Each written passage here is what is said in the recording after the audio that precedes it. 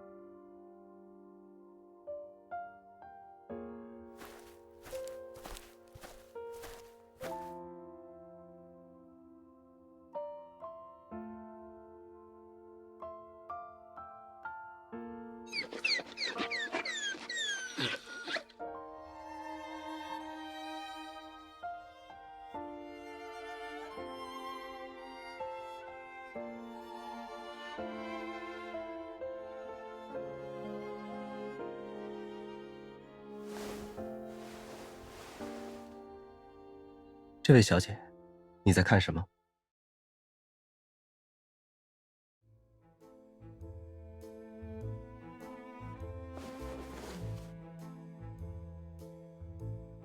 嘘，小声点。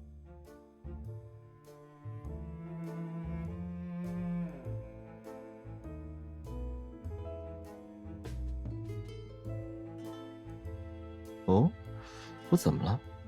难道你认出我了？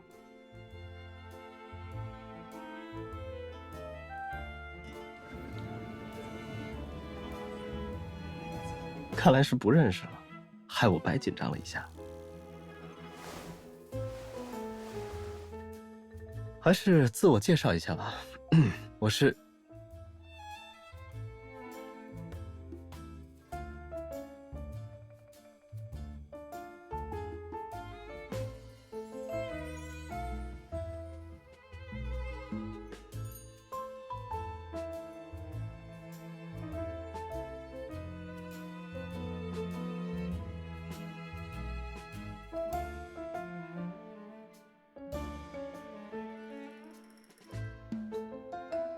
啊，别着急，让我先仔细想想。你觉得今天的甜点怎么样？哦，还有这壶大吉岭会不会太涩？侍者来蓄水的频率，你还满意吗？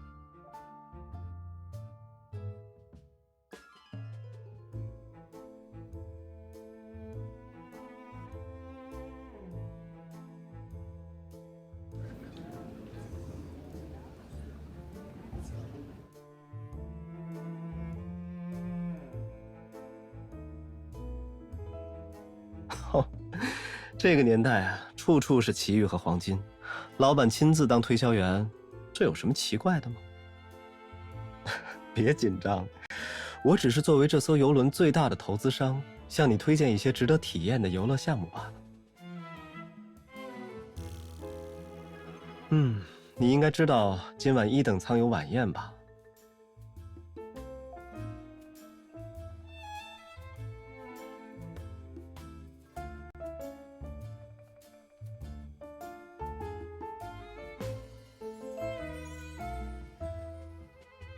那就好办了。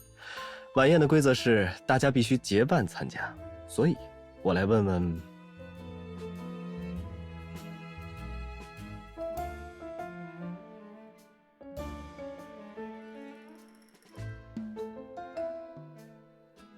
打扰你了吗？难道我听到的消息是假的？你其实有男伴？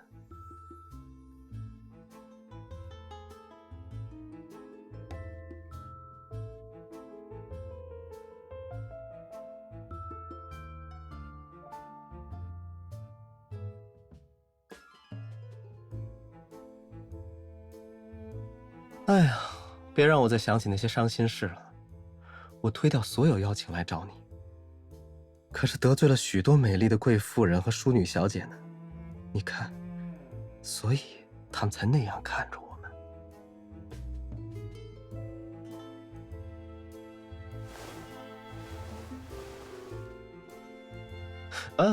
别急着走啊，宴会的事。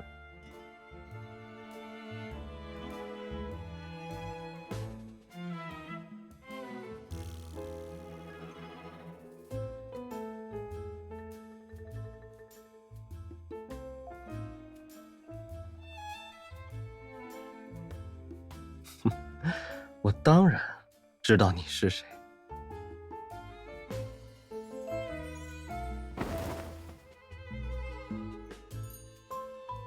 东安普顿是当地名门的大小姐，父亲是有名的富商，母亲则与当地的贵族有些牵连。你本人刚踏入社交界，这次登上游轮是要去姑母家暂住，以参加即将举办的圆圆舞会。如果只是来随便逗千金小姐取乐，根本不会做这些功课吧？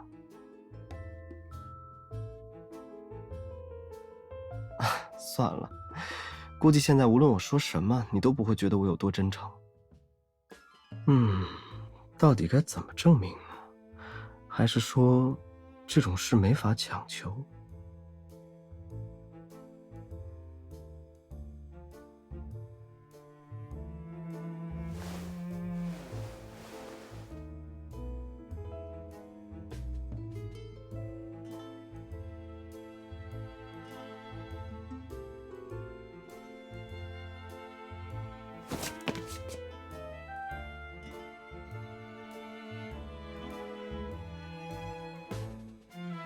这点小事怎么好意思麻烦别人呢？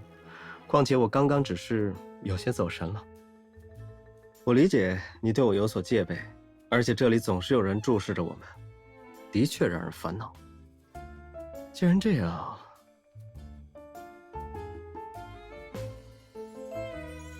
等晚些时候我再来打扰。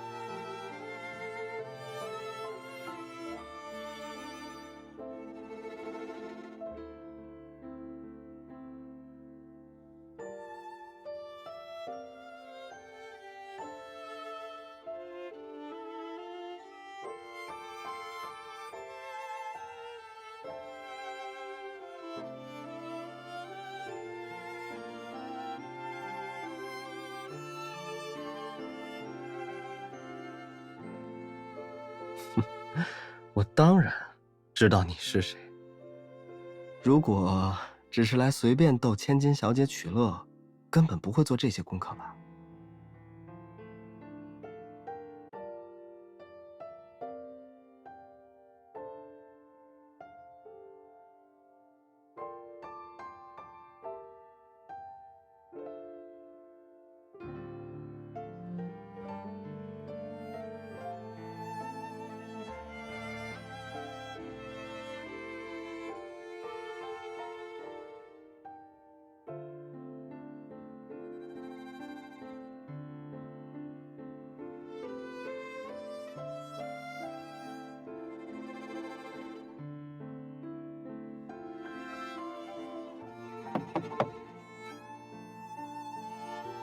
你在吗？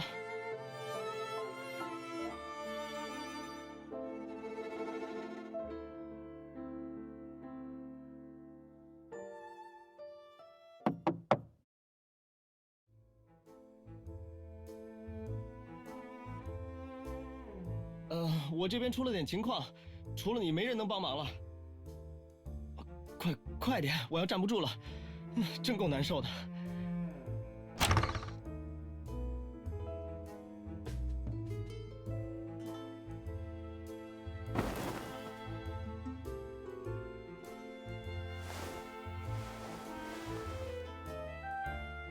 总算开门了，麻烦帮个忙，拿一下这件哦，还有这个皮件。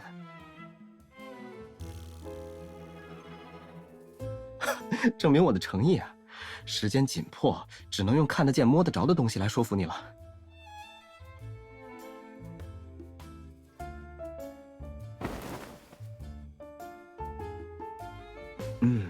特别好看，你懂我的意思吧？除了你，我想象不出别人穿这些的样子。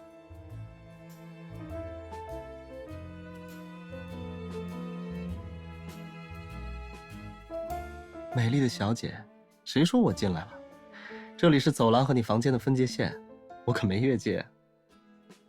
不过你要是想看我打破规则，也不是不行哦。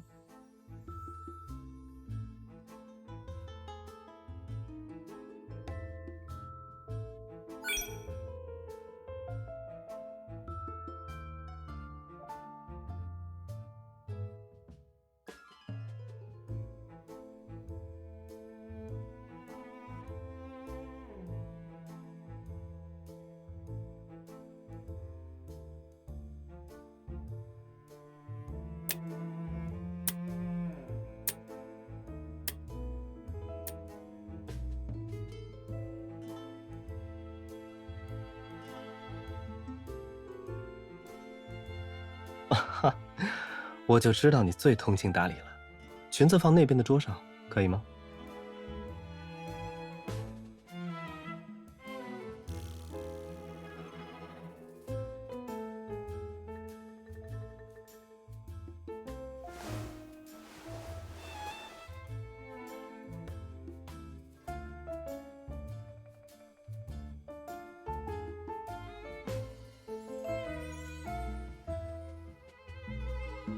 游轮上。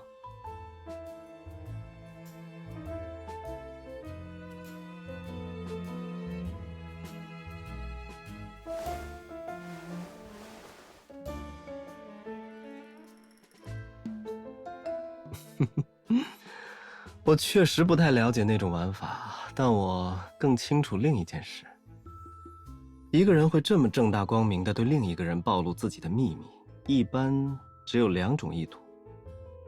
第一种，他是个有表演型人格的疯子，在向我炫耀自己的叛逆行为。至于另一种，他在向潜在的共犯发出邀请，想让我和他一起去3等舱。我眼前这位亲爱的小姐，你是哪种呢？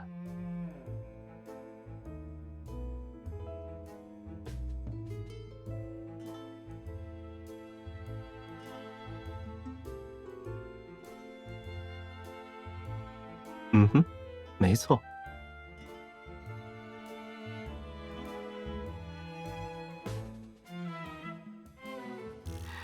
既然是没试过的游戏，我怎么会错过呢？所以，麻烦你带个路。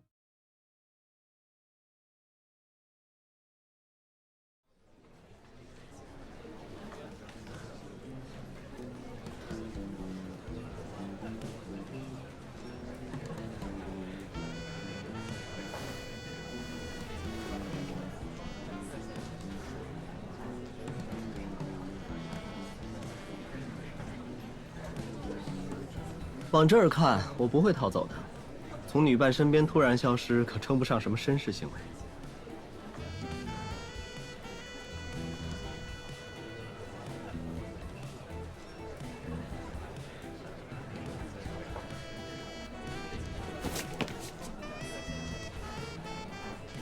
哎，小小子，你可别把牛皮吹爆了，大家都压了注的。知道知道，我帮你赢下这局，酬金1/3归我。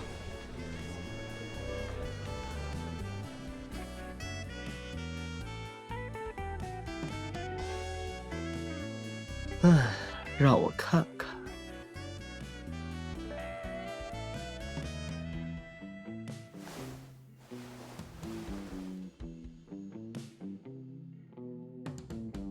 嘿，你听说过弃兵攻王吗？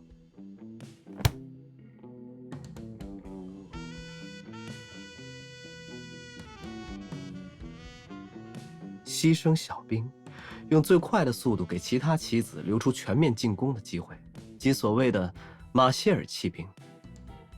虽然初创这种战术的棋手没能赢下比赛，但这不妨碍我从中获得灵感。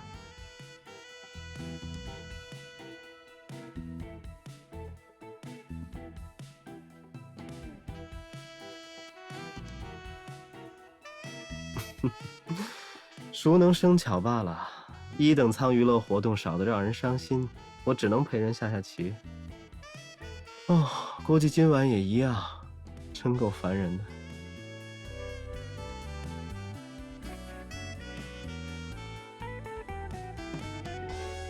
包厢。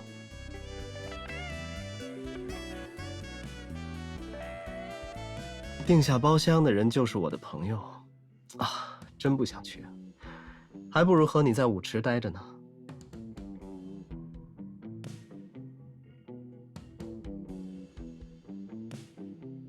陪我进去？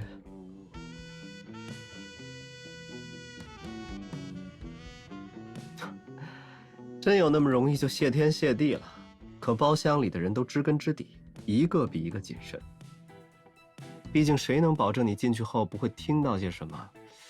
既然我们的秘密随时会在你面前暴露，你是不是也要告诉我们一个你的秘密，这样才够公平？嗯？和下棋一样，人际交往也要遵从互有来回的原则，以不可告人的过去为食，用埋藏心底的欲望代酒。如果你想成为我的同类，是不是应该在这里展露一些诚意？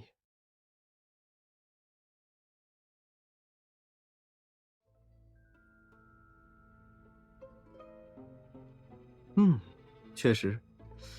不如我先来做个示范吧。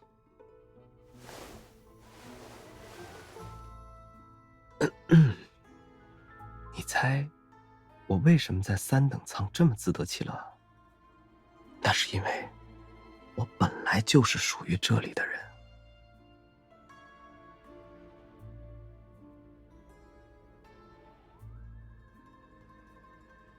听说什么？我是个从小被送去寄宿公学的小少爷？小时候确实是那样，但家里因金融大萧条破产后，我只好和家人远赴新大陆。你这样的大小姐大概想象不到，人落到那种境地时，求生欲能变得有多强。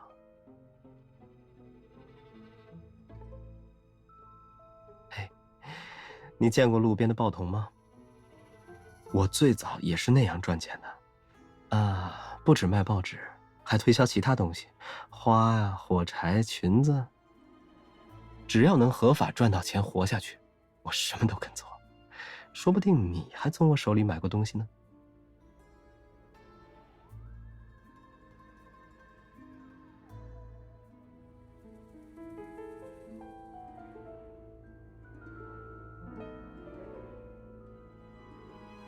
除了有挚友的帮助，大概主要是靠着那个执念吧。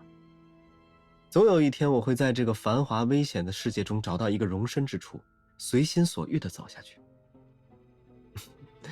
我一直抱着这种想法，也许在别人眼中，我不过是个被物欲俘获的纨绔子弟，但我自己最清楚，我最想要的，不过是一份自由而已。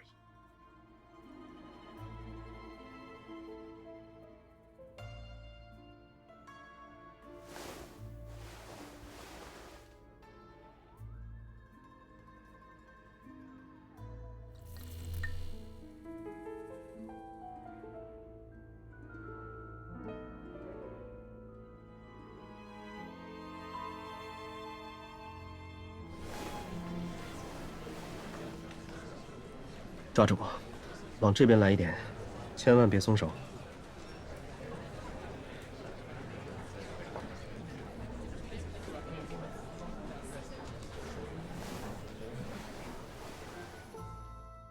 就待在这儿吧。现在可以听听你的秘密了吗？我还挺在意的，毕竟我听说人有2大本能。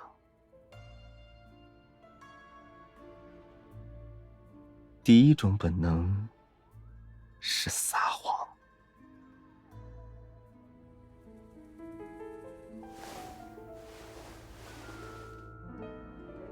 自从到你房间开始，我就觉得哪里不对劲，直到听你突然把话题往包厢带。哦，我好像明白了。喂，你真的是大小姐吗？该不会是个骗子，接近我只是为了……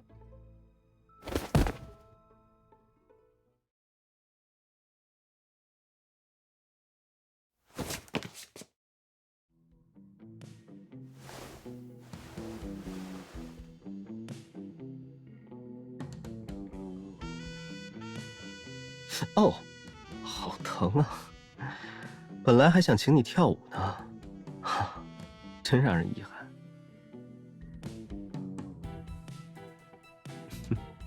不用这样瞪着我，这可不是上流淑女该有的表情啊。你放心，我并不想抓你，我只是想带你离开这艘游轮而已。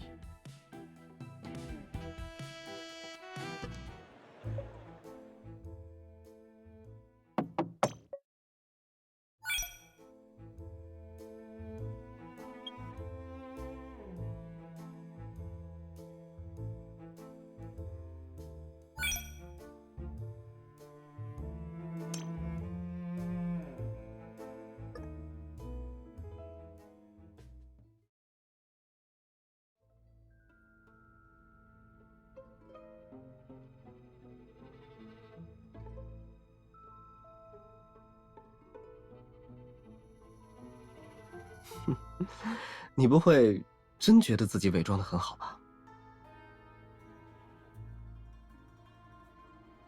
真正的宝石根本不是这种成色，礼裙也是拙劣的仿品。摄政街的裁缝看了准能气晕过去。别急，我知道你想反驳什么，但只要你乱说一句，我完全可以和人打个招呼。他们很快能找个借口进你房间，挨个核查你的行李和证件。要不要打个赌？你那些见不得人的小把戏，能不能骗过我的手下？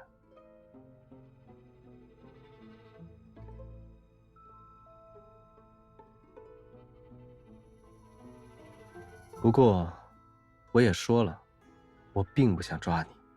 只要你远离1等舱，我就会对一切视而不见。不管你进包厢想做什么，打通人脉也好，探听情报也罢，但只要进去了，你就不会活着离开。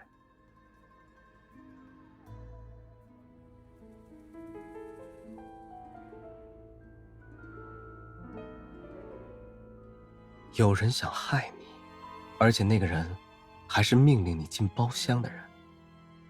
让我猜猜，他先花大量精力把你打扮成大小姐，却在你开始执行任务后完全撒手不管。为了确保你像无头苍蝇一样乱转，他说不定还雇了人盯着你。哦，还有，如果我想的没错，你从登上游轮后便一无所获，所以才冒险将目标对准了我，对不对？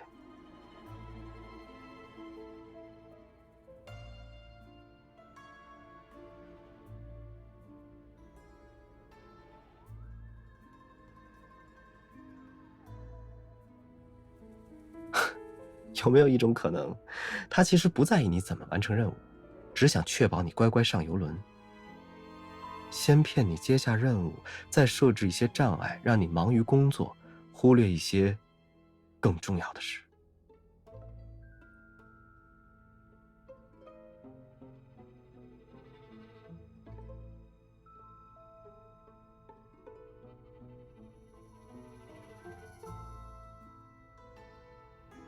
计划有漏洞不假，但可以用人为力量堵上。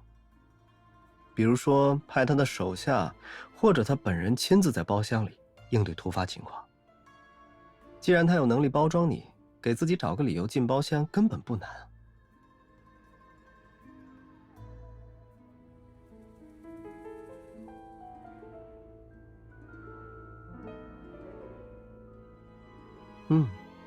为什么？因为我们有共同的敌人。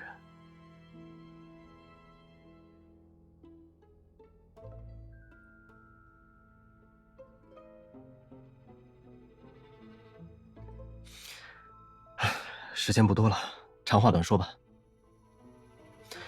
如果没猜错，给你布置任务的那个人就是我今晚的目标。我和你一样，也是个有秘密的人。表面上我进包厢是为了应酬，实际上我是要抓一个人，而这个行为会把无关人士，比如你，卷入危险。所以我必须在晚宴开始前找个理由把你带走，哪怕要用找晚宴女伴这种庸俗的借口。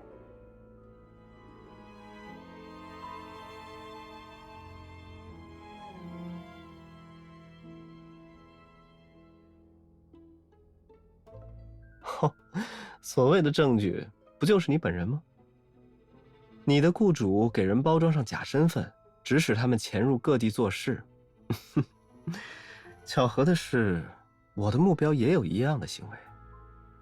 今晚这场闹剧必须结束，无论我是劝他收手，还是将他交给港口的警察，都和你无关。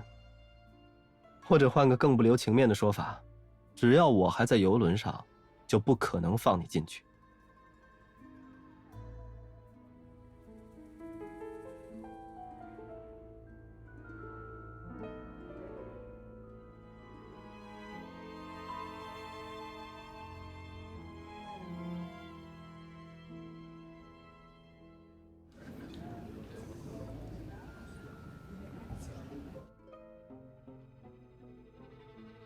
恐怕是这样，我亲爱的小姐。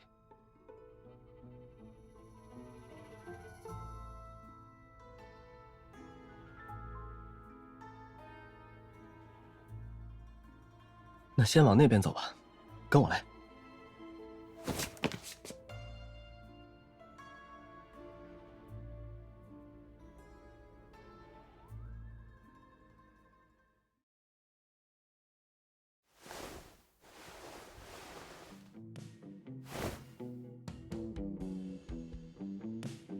你干什么？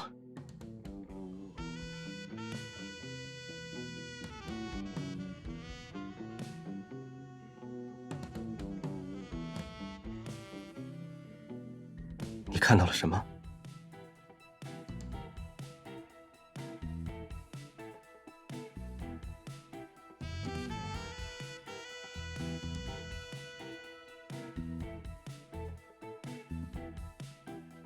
哼，麻烦了。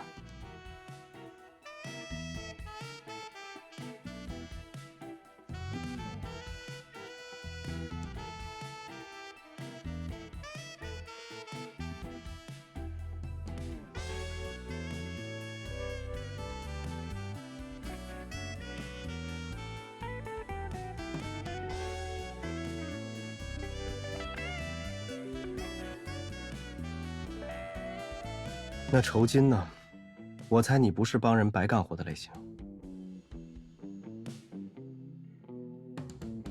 不再纠缠啊。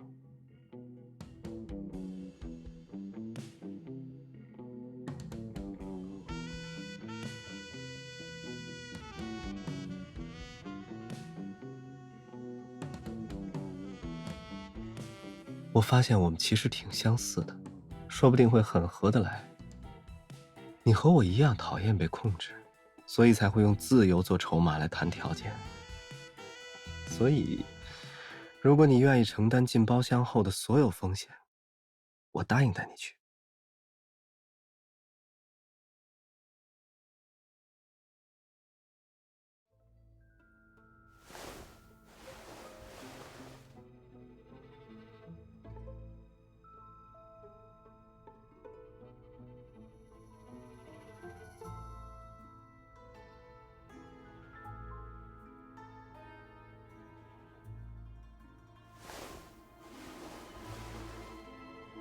啊，都这么晚了，几位的精神还真是让人羡慕。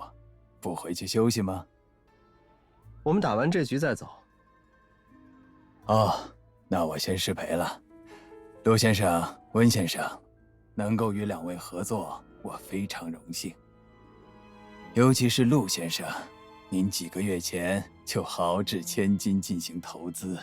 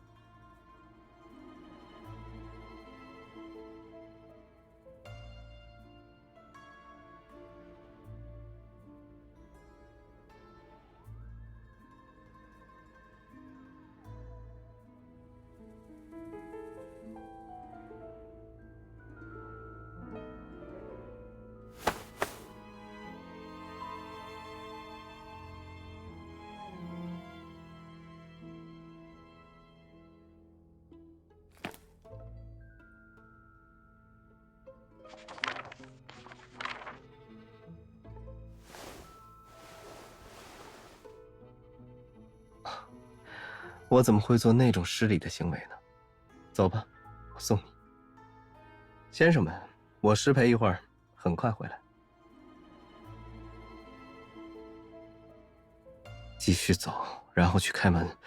万一发生意外，我一时顾及不上你，你就按自己的想法行动。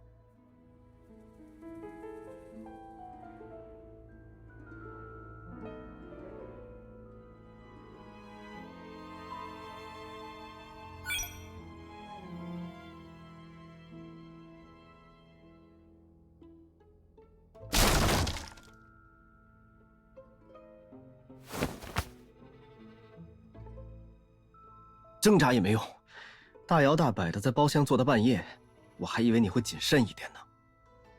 温晨，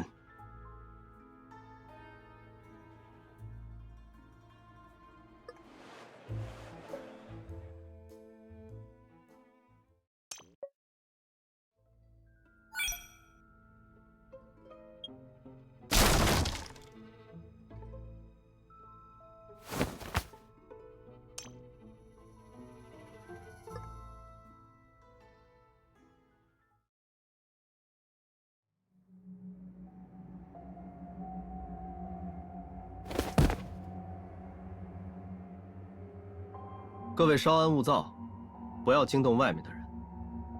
我只是有点私人纠纷，想和朋友聊聊。或者，不该叫你朋友，叫假货更合适。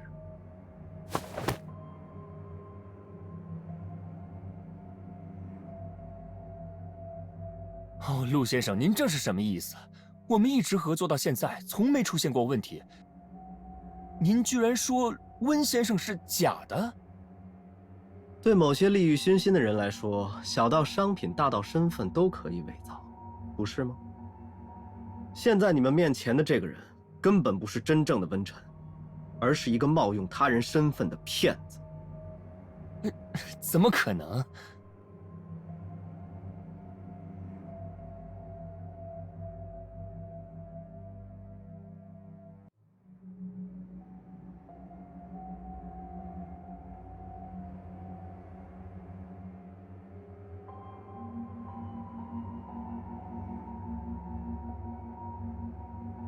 大家都听说过我重振家业的故事吧？因为家庭变故，我曾远赴新大陆。几年前我回到故乡，以为家族名声不在，却被幸运女神眷顾，和儿时挚友温晨重逢了。哈哈，真感动啊！10多年没见，他不仅一眼认出了我，还提议一起做生意。你们不觉得这个故事的走向有点太美好了吗？我回国这事，大多数人都不知道，却被一个失联多年的人摸到了行踪。虽然也不排除他确实看重友情，想帮我恢复家业。哈，只不过嘛，这个猜想很快就被打破了。厄里斯事务所，耳熟吗？温晨。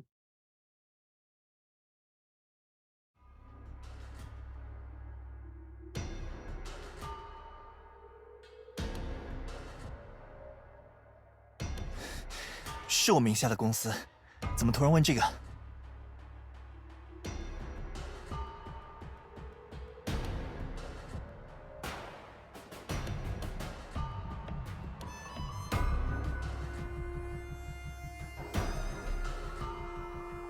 我最近托人调查了一下，他和不少新旧贵族建立了见不得人的交易链，主要倒卖商业情报。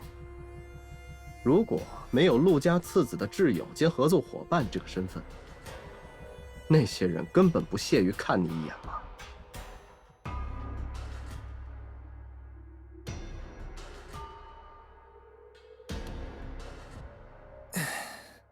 别那么激动啊！不是你说想和朋友聊聊吗？事务所确实是我在管，但怎么可能有灰色收入？如果在座有谁去查事务所员工的信息，会发现他们都有正经工作，前台、秘书。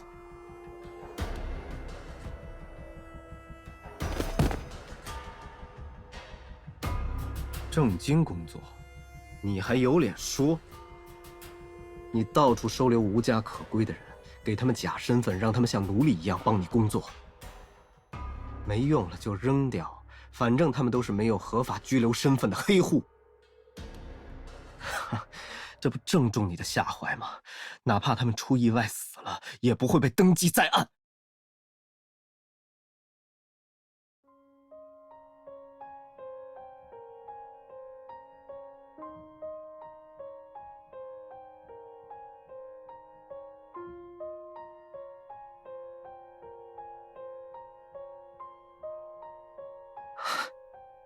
你说什么？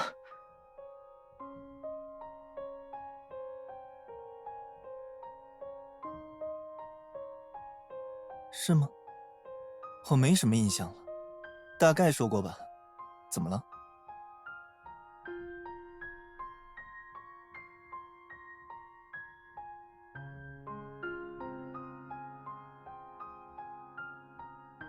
谁允许你和他说话了？说话？不是他先向我搭话的吗？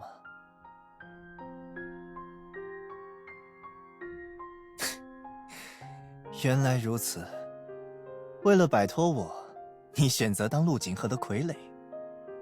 我猜他蛊惑你时，没告诉你他的目标具体是包厢里哪个人，所以你才那么震惊，对不对？你听不懂我的话，不许跟他讲话。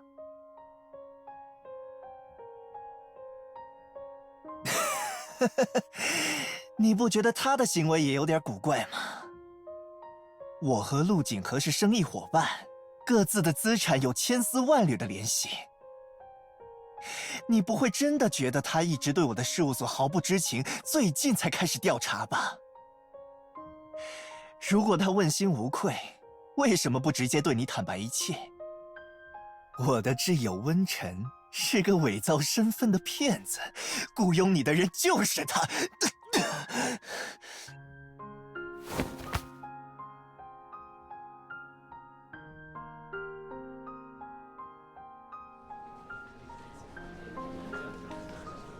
把枪捡起来，快点！捡啊，你捡吧，来赌赌看他是不是真心放你走。不准再对他说一个字！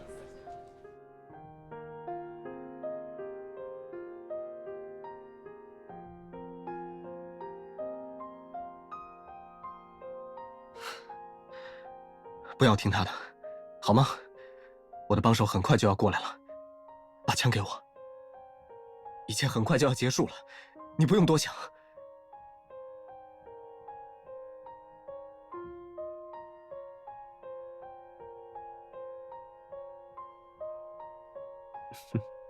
不用这样瞪着我，这可不是上流淑女该有的表情啊。你放心，我并不想抓你，我只是想带你离开这艘游轮而已。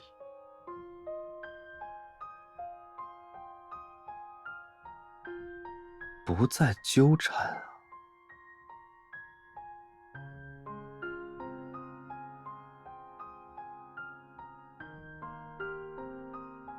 继续走，然后去开门。万一发生意外，我一时顾及不上你，你就按自己的想法行动。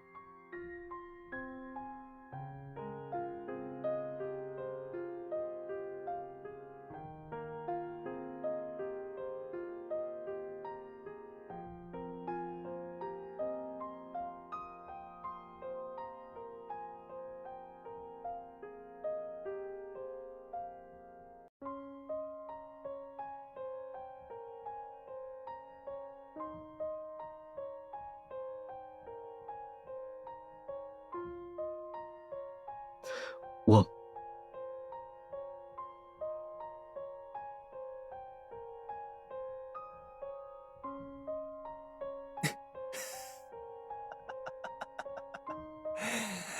太脆弱了呀，陆景和，简直嫩得像蹒跚学步的小猫一样。一个只建立了几个小时的同盟，能可靠到哪里去啊？他还是只能回到我这边。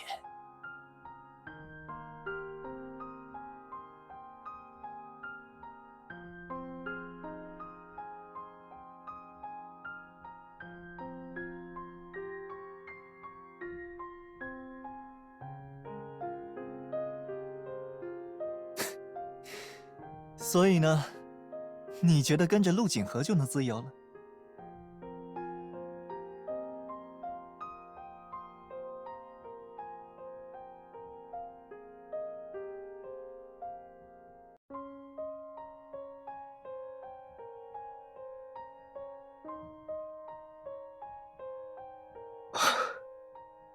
确实是这样，这样就好。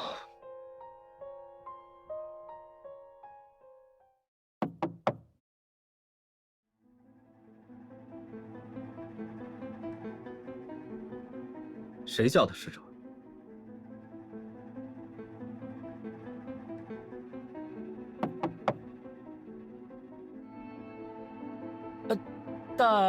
大概是我，哈哈。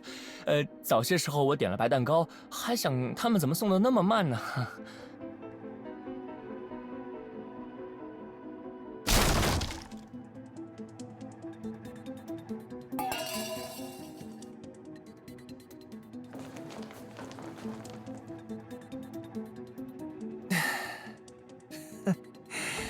是不是很奇妙啊？整个房间里只有一个人身份是真的，就是你，陆景和。没想到吧？连你从我这里夺过的手枪都是假的，是让你放松警惕的仿冒品。你安静！我知道你最近越来越怀疑我，不仅暗中调查，还减少跟我的合作，偷偷去投资什么航运公司。切！你还有这艘游轮，我早就看不顺眼了。至于某个不听话的无名小卒，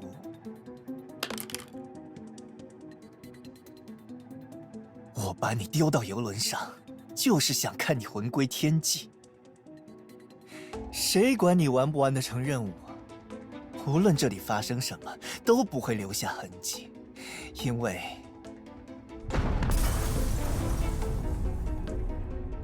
啊，幸运女神这么偏爱我，甚至提前赶到了。我在游轮上安了定时炸弹，有了那个，谁还想费功夫在你们中间挑拨离间？只要拖延时间，等炸弹引爆，再让手下接我离开就好，一切后患都解决了。哼，陆景和彻底在海上消失，我还能顺手处理点垃圾。哎，笑一笑啊！本来你要是待在客舱，说不定已经被炸成灰了，现在还能多活一会儿呢。啊？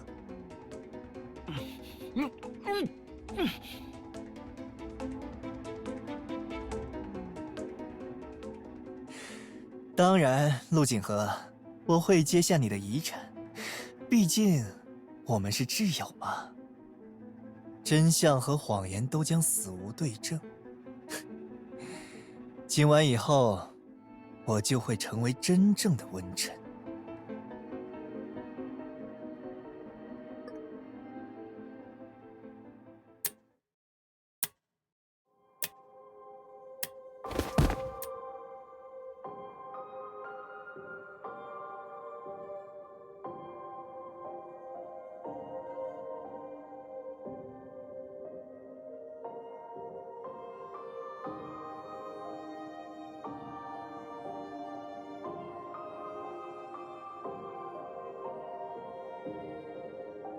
你先别喊了，我们一起想办法。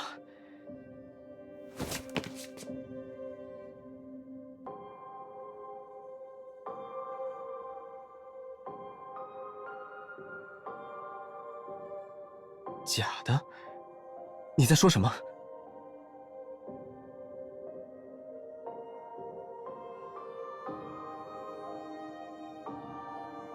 看着我，这才过去多久，你就忘了自己说过的话了？想靠自己活下去，而不是等着别人营救或施舍。你不是这么想的吗？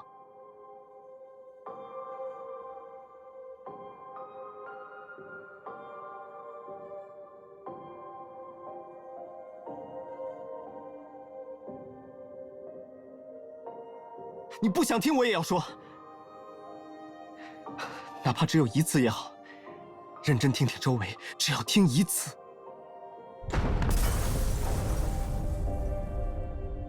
能辨别出爆炸传来的方向吗？没错。现在再回忆一下，温晨他们撤离的方向。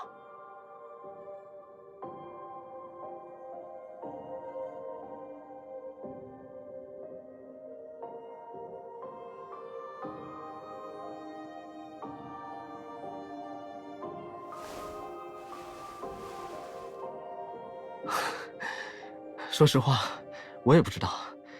但如果你真的很在意外面的情况，首先要逃出去吧。再狡猾的骗子也不可能面面俱到。所谓的反常，说不定暗示着什么。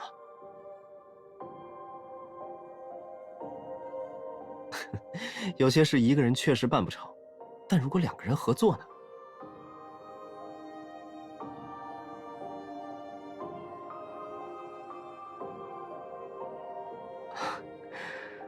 我说过，我们很像，都想自由地活下去，利用一切可以利用的事物，找到容身之处。所以，要和我再冒一次险吗？之前我们或许只是因为利益而合作，但这次不一样，这次是为了彼此活下去。我知道这句话会唤起不好的回忆，它的影响也不会轻易消失。但为什么要独自忍受那一切？那些曾经发生在你身上的事，即使有一部分是苦涩的，我都会陪你承担，直到未来有一天，你将他们远远甩在身后。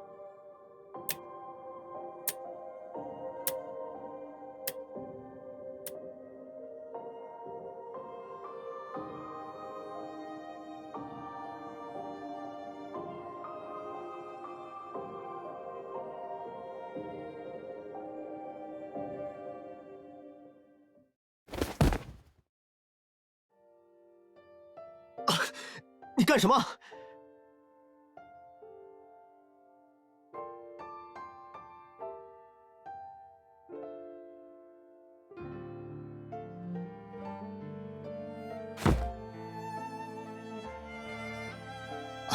这种事让我一个人来就行了。你的裙子。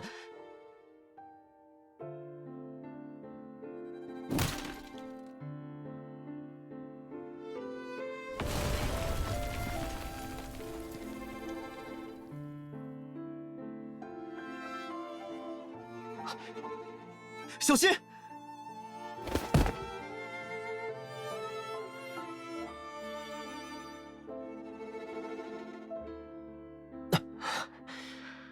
要不是我看着周围的情况，把你从那儿推开，你脑袋早开花了。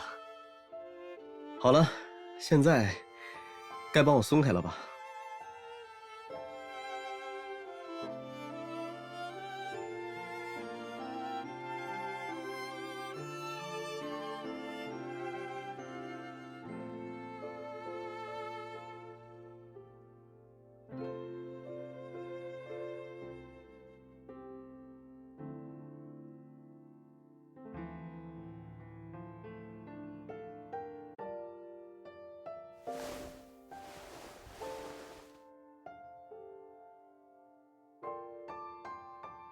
我们先逃出去，再聊那些好吗？这里太危险了。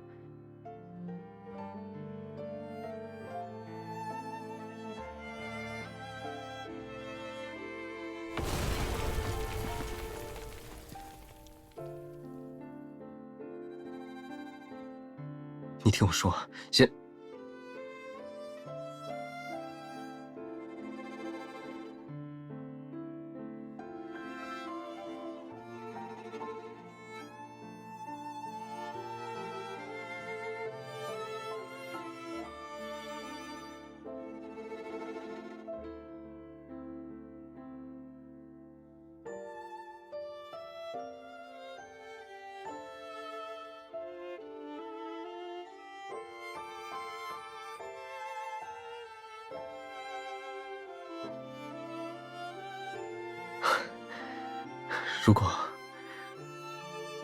如果我说我不想放你走，你会把我抛在这里离开吗？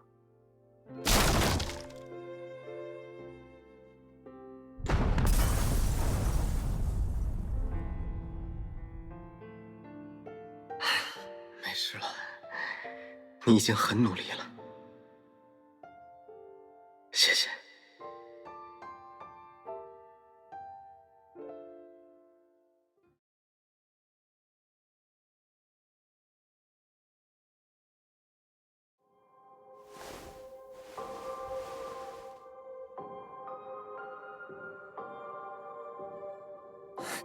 他醒了，二少爷，快点儿！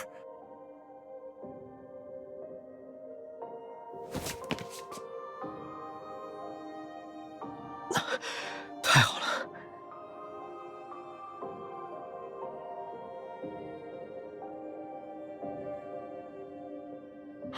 暂时没事了。文晨，你先回避一下吧。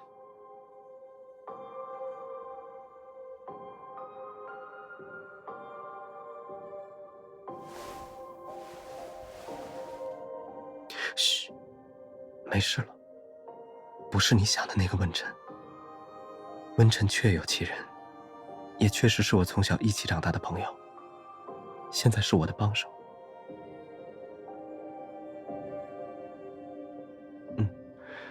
你最初见到的贾文晨，正是冒充了这一身份。我刚回来的时候，有一个自称温晨的人突然找上门，说是我失散多年的朋友。他大概觉得我和温晨失去联系时都是小孩，他可以利用这一点。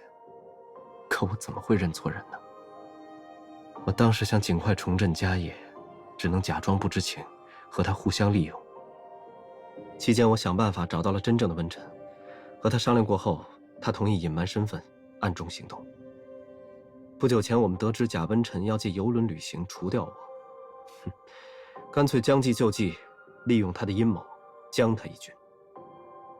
但是，我登上邮轮后发现了一些意外情况，也就是你。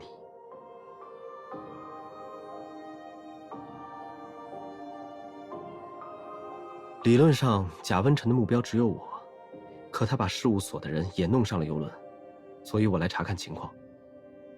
观察了你的行为后，我确信了一件事：温晨想对2个人下手，他的主要目标是除掉我，再顺手解决你。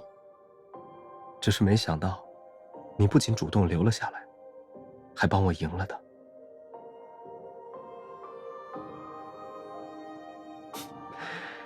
你看那边，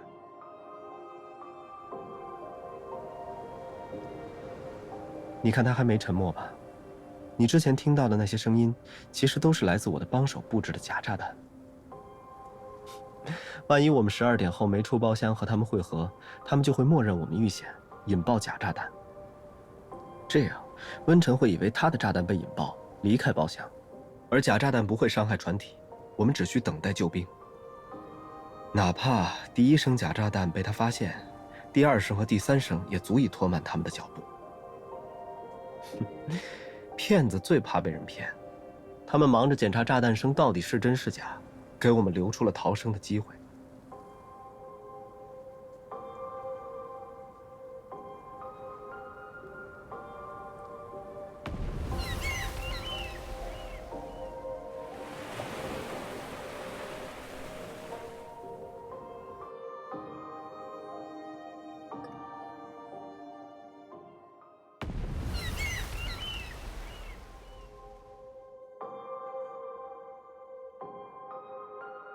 记得贾温晨说过，他的幸运女神提前来临了吗？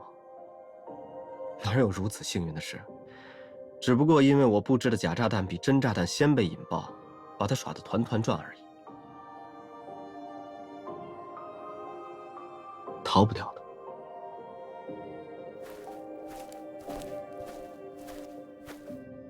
我很早就安排了人给海警发了电报，哪怕那个骗子侥幸逃生，警察迟早会追上他。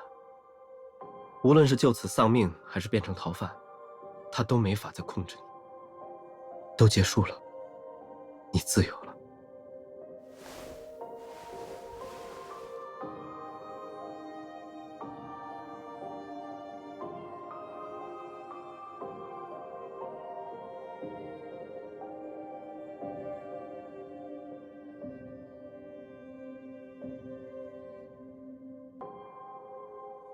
啊，你怎么了？别哭啊！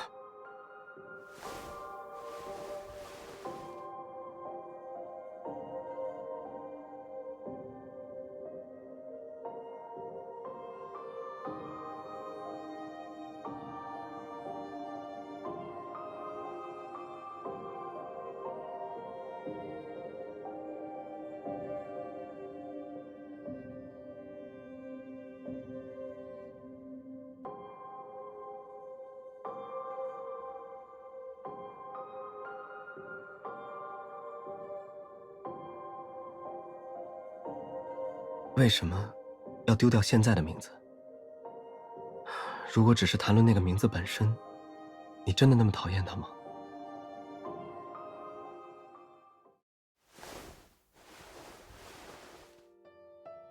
这位小姐，应聘事务所秘书一职，面试时间为下午2点，地点是肖尔迪奇街10号。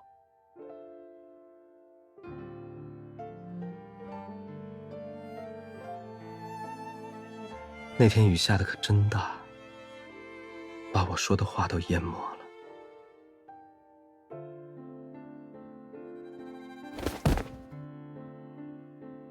哦，对不起，你没有地方可去吗？如果实在找不到落脚的住处，要不要来我这里？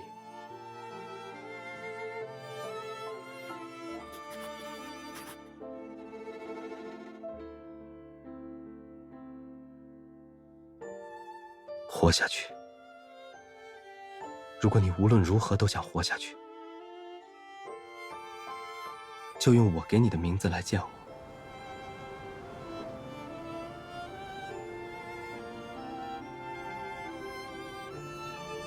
我才是最先找到你的那个人，所以贾温晨对你说谎时，我才会那么控制不住自己。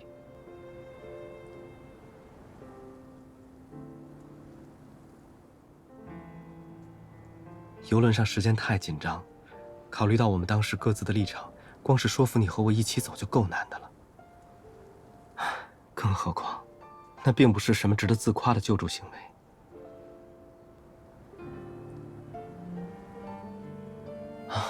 那个事务所是我注册的，一开始只是个外贸公司，我把你暂时安置在那里，以为会很安全。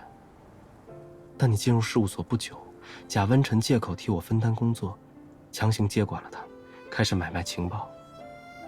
当时我还没强大到能和他完全分道扬镳，只能等待着，等待有一天亲手终结罪恶，放所有无辜的人自由。所以现在，我该放你走了。事成之后，我放你离开，不再纠缠。如果再不履行约定，我就是你最讨厌的骗子了吧？我给你专门准备了小艇，再过一会儿，会有人用它把你送到最近的港口。上岸之后，他们会尽力帮你拿到身份，这样你就可以作为合法公民生活下去。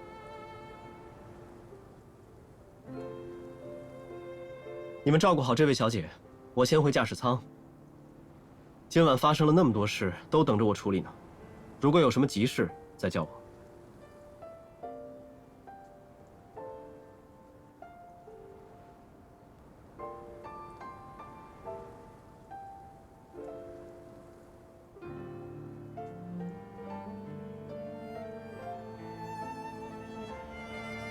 小姐，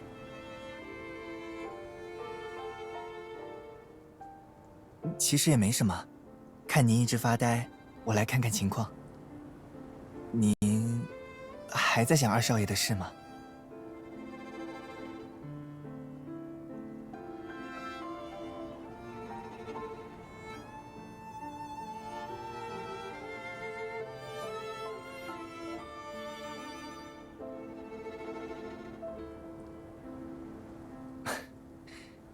我毕竟不是当事人，可能给不出什么特别有用的建议。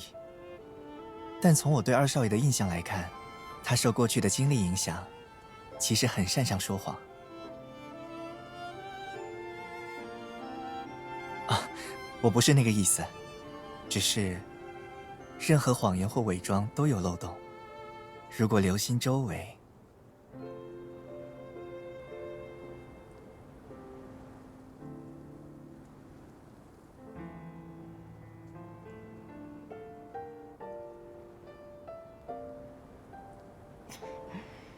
温晨，我记住了。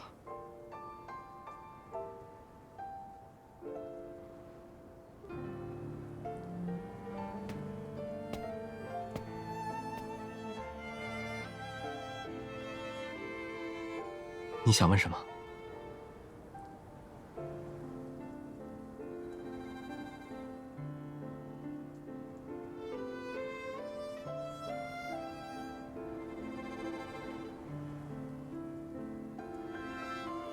我不知道。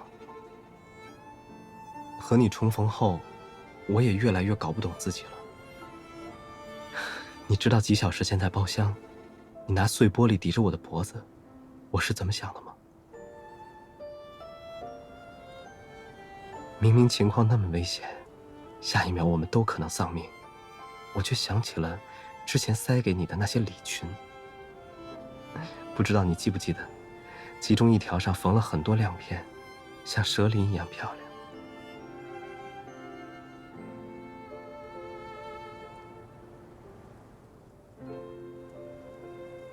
如果就这样没命了，大概永远看不到她穿那条裙子的模样了吧？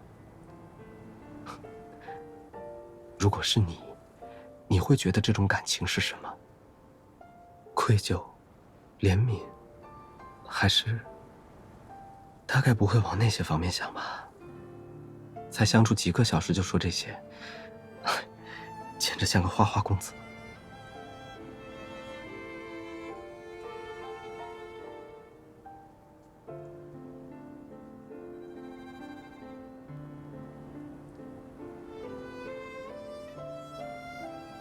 怎么可能不想？只是……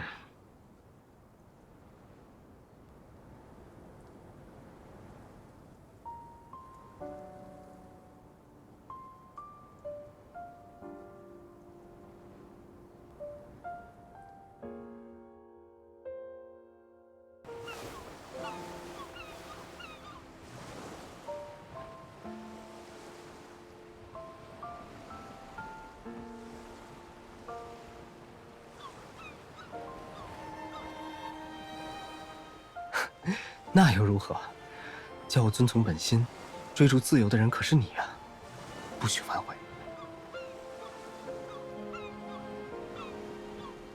这个高度景色不错吧？虽然现在你眼前还只是一片大海，但港口已经不远了。其实，我希望你和我一起去那里。是啊，不管什么伪装都有漏洞。我说过放你离开，但还是舍弃不了私心，更骗不了自己。毕竟人类有2大本能嘛，第一种是撒谎，你已经知道了。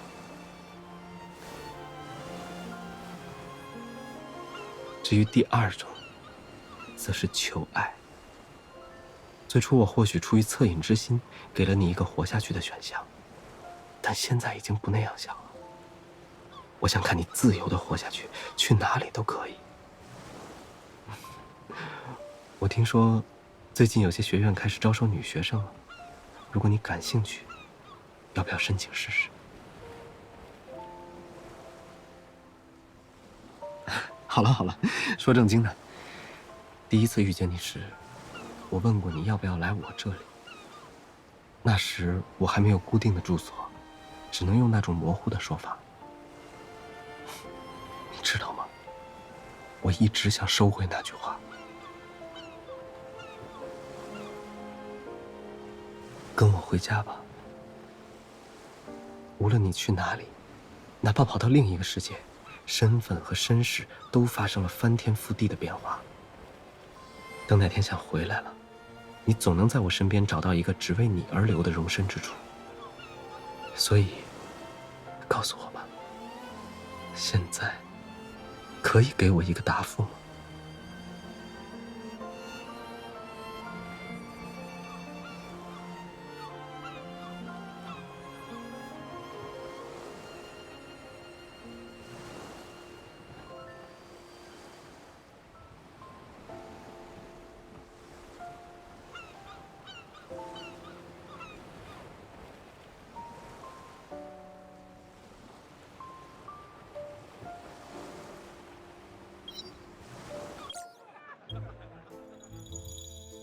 嗨，你来了，别着急，游轮还没到港，在这儿再陪我一会儿吧。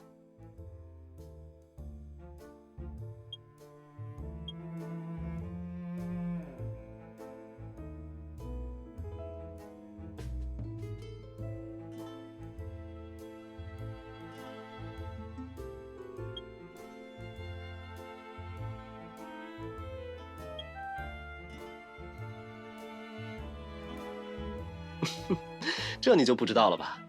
其实那天在船上，我趁你不注意，跳进海里把它捡回来了。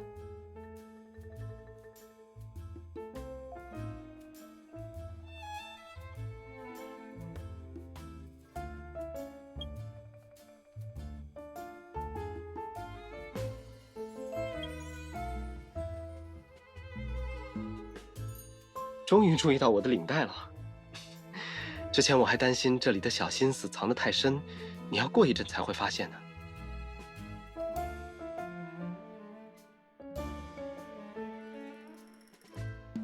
这其实是我的幸运领带。第一次带它那天，我遇到了你；第2次带它是在奥兹国号上，那晚我又和你重逢了。是他将你带到了我面前吗？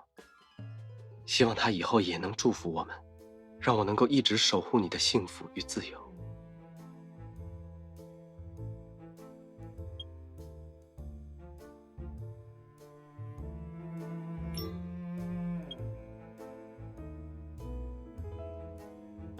哦，这种八卦小报有什么好看的？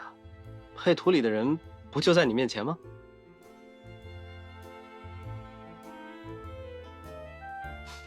让我看看。哦，吊桥效应。从奥兹国号死里逃生，陆景和与神秘女士出双入对。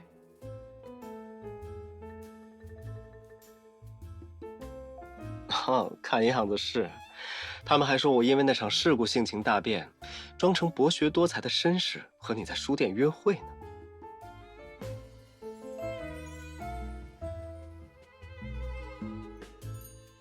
是啊，毕竟真正的约会其实是我们去书店前一晚，对不对？长岛海滨的白色庄园，闪着绿光的码头，完全没玩够。什么时候再回去度假呀？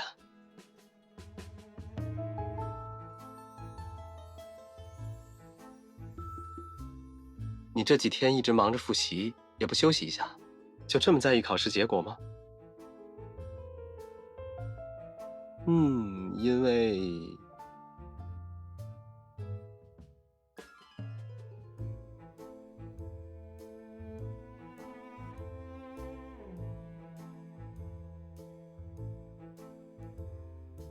我确实那么说过，但那不是在给你压力，只是下意识说出了内心的想法。这个世界太大了，大到让人偶尔想缩回某个安全地带，和谁像小猫咪一样窝在一起。我从没有像现在这样，这么希望那个人是你。